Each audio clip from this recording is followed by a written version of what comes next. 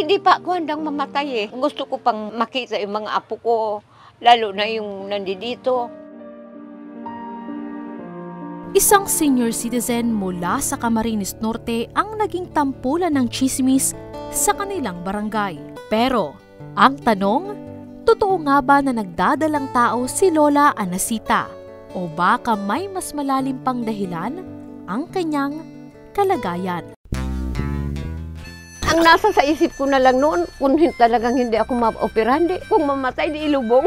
Lumalaki lang ng lumalaki matigas. Tapos hirap na hirap ako magkikilos nung malaki ng tiyan ko kasi para bagang mas malaki pa doon sa kambal na buntis. Tapos mabigat sa tiyan. Nagpapagamot naman ako sa mga albularyo, wala naman nangyayari. Ang inaalala ko, paano naman ako makakapagpagamot? Wala naman kaming pera makapagpagamot. Ay talagang mahirap, halos mangiyak-ngiyak ako. Lahat na yatang santo at nagdadasal ako na sana may makatulong talaga sa akin na para maipopera ako. Sana may taong mabuting kalooban na may makatulong sa akin. Wala, naaawa ako sa sarili ko pero hindi naman ako nagpapahalata sa kanila na kawaawa ako.